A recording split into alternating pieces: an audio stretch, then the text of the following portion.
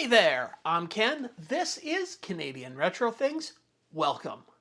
Today I am going to take a look at some Commodore paddles.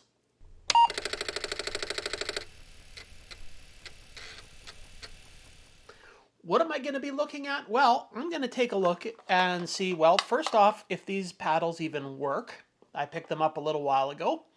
And I want to see if it's worth hunting down these to make your Commodore computer complete, or should you just use some Atari 2600 ones if you have them? Is there much of a difference?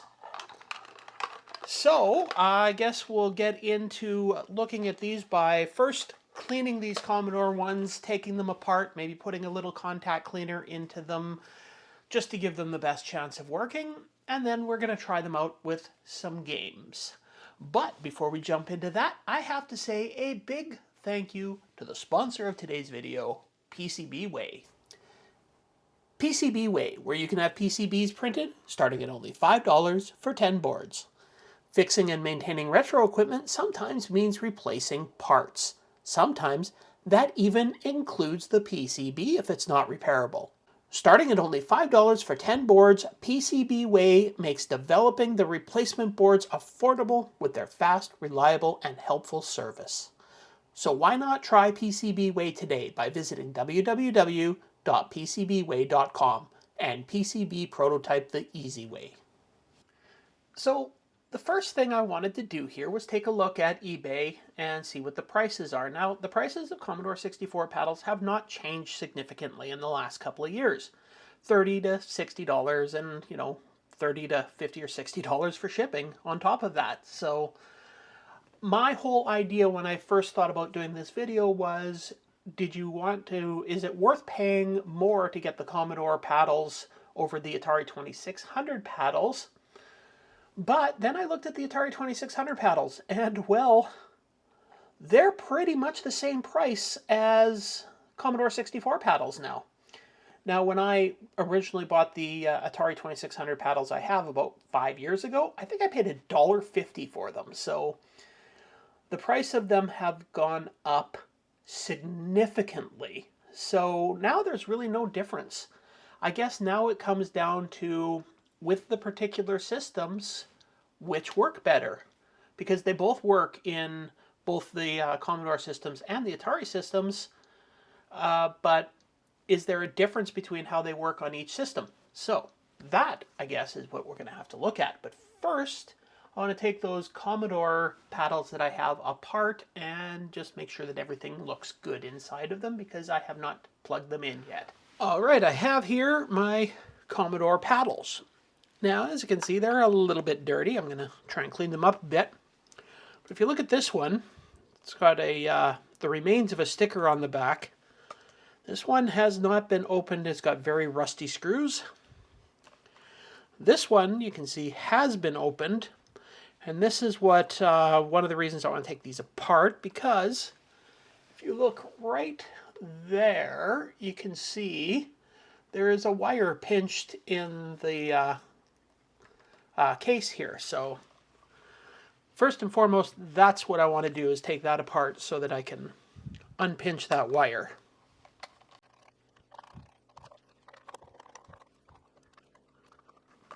And looking at that, doesn't look like any real damage. I mean, it's bent the wire over a little bit here, but it doesn't look like any real damage has been done there.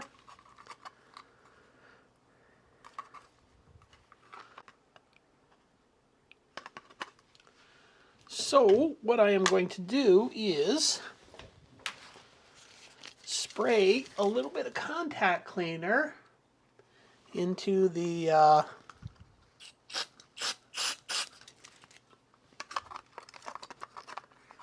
controller here, just to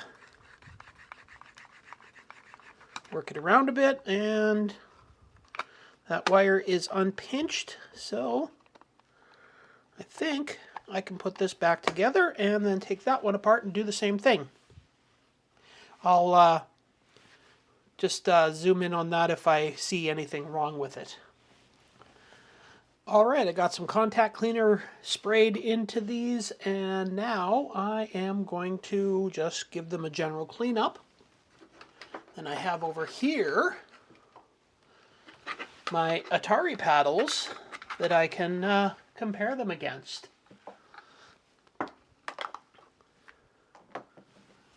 So, yeah, let's get to cleaning these a little bit, and then we'll see what we can do, or how these compare.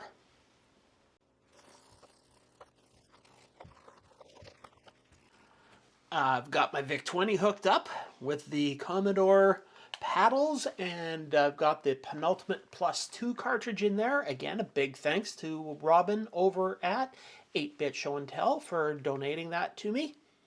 Now, I am going to go down to Games by Category, find some paddle games. Let's try Clowns.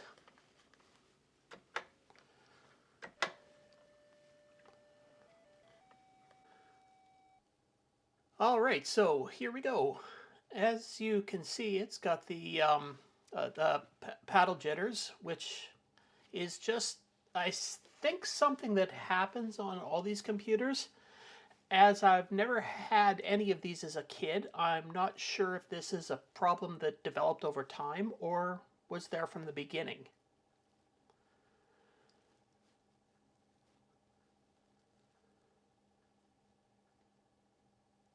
As you can see, I can move across the screen just fine, making it both ends of the screen, and yeah, moves pretty good. Now, there's probably going to be a little bit of a difference in how things move between the Commodore and the Atari paddles, just due to the fact that I believe the Commodores have a 470 ohm resistor in the paddle here. There's a variable resistor, and the Atari ones have a 1000 ohm variable resistor. And from what I hear, the Atari ones can't quite reach the limits from side to side that the Commodore ones do, but we'll see. And I believe that because it's a larger size variable resistor in the Atari ones, things should move a little different on the screen.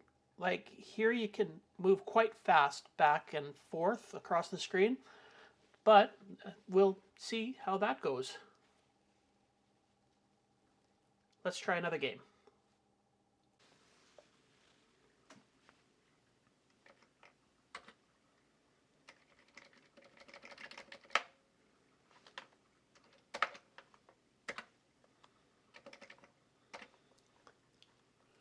So another good one to try here is The Sky is Falling, which, of course, if you are a fan of the color computer, one of the more famous ones for that are of this particular style of game is Popcorn.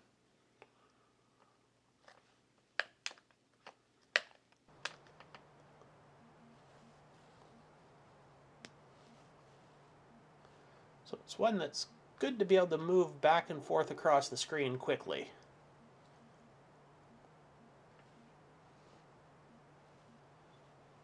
So yeah, everything seems to be working just good here. I mean, you can move nice and quick. You can get to both sides of the screen nicely. So let's try these two games with the Atari paddles. All right, I've got the Atari paddles hooked up, and I'm ready to try those two games again. So we will start off with Clowns.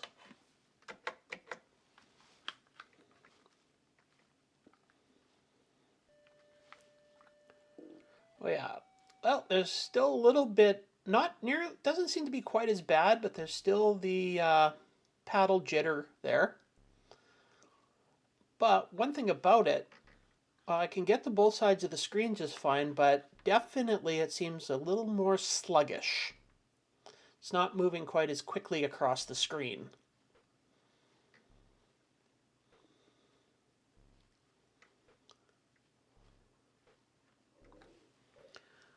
All right, well, let's try out The Sky is Falling.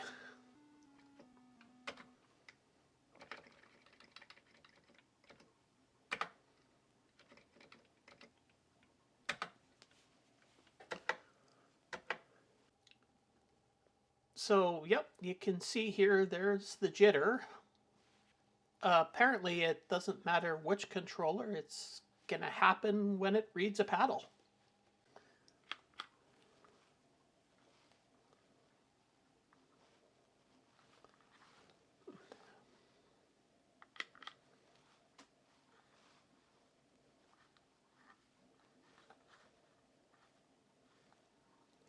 The range of motion seems just fine though, like going from side to side of the screen, and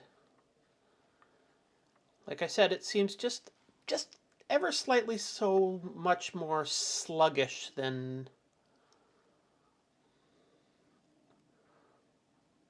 the Commodore paddles.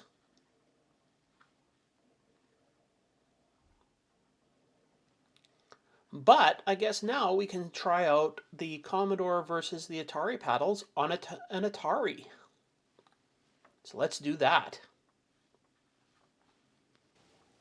Okay, unfortunately, I'm using my Atari 2600 Plus here, and it's HDMI out, because that's the easiest for me to hook up right now.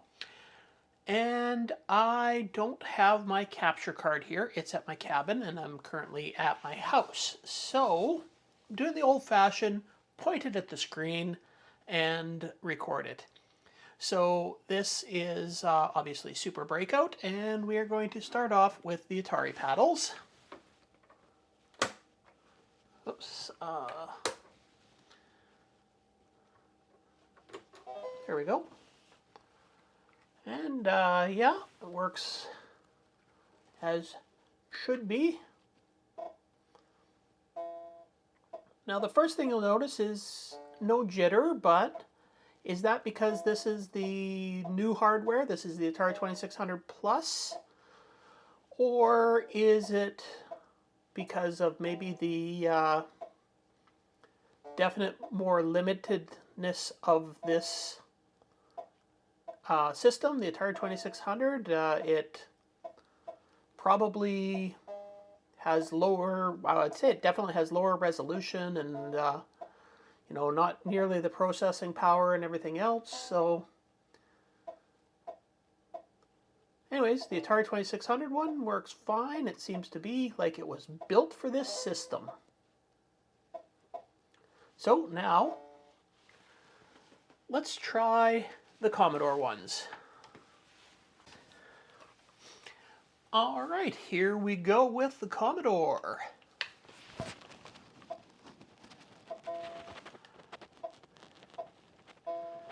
Okay, well, definitely they don't move near as well as the Atari ones do on this screen. As you can see, they are a bit jittery as they move across the screen. It's kind of jitters across the screen a bit, not like the jitter shaking that the Commodore computer has. It's more like the movement is way less smooth than the Atari controllers. I mean, not unplayably so, but will definitely take some getting used to.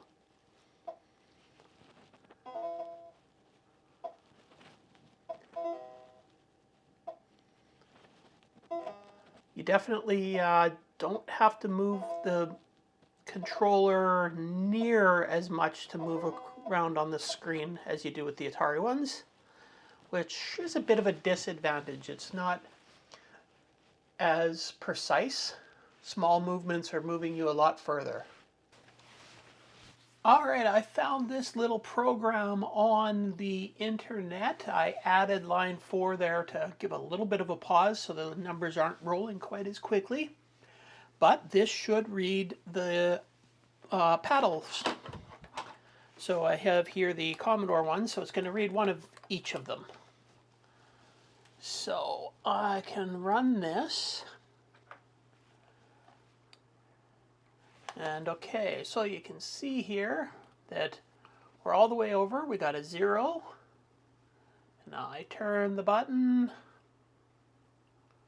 And we go all the way to 255. Let's see here. So right about there, we're at 255. Still quite a bit of range to go past the 255, but interesting enough, if you leave it running like this, you can see the numbers just jumping around like that. That's the paddle jitter you're getting when it's reading the port here. So 0 to 255, and then we do have a lot more movement we can do. But let's try this same thing on the Atari joysticks paddles. All right, here we are with one of the Atari paddles, and we go all the way over. It's going to 2. There we go. It's going to 0. So it's a little bit harder to make it go all the way to 0. And we turn it.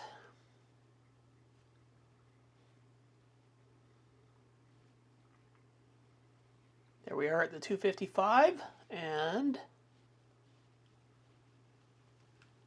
I would say that's definitely a lot more play to get past 255.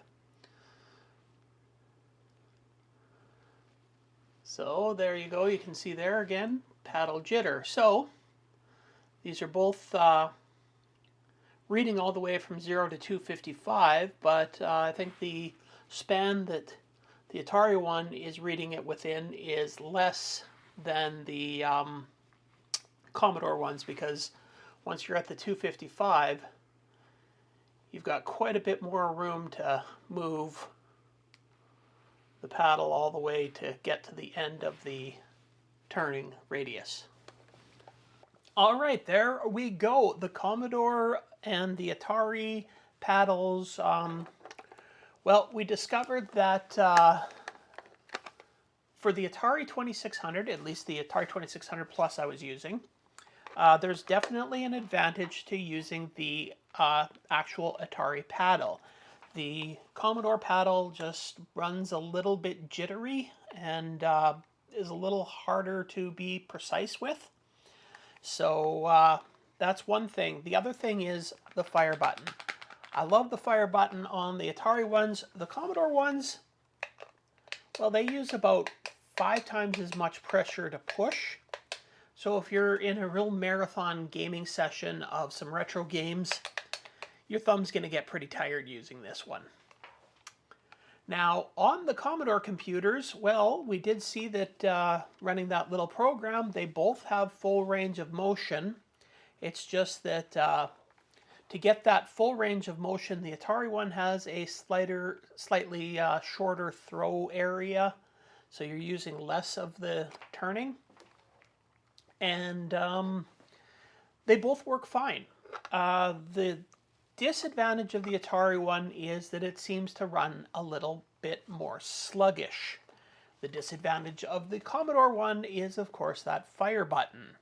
So I think it just kind of works itself out in the end, and the conclusion for a Commodore computer is get whatever one you like. If you want to make your Commodore system complete, definitely the Commodore one, but otherwise the Atari one works fine. All right, well, that's about all I have to say today. So this is the part of the video where I say thank you to the Patreons whose names are currently rolling by on the screen. If you are interested in joining the Patreon group, then the link is down in the description.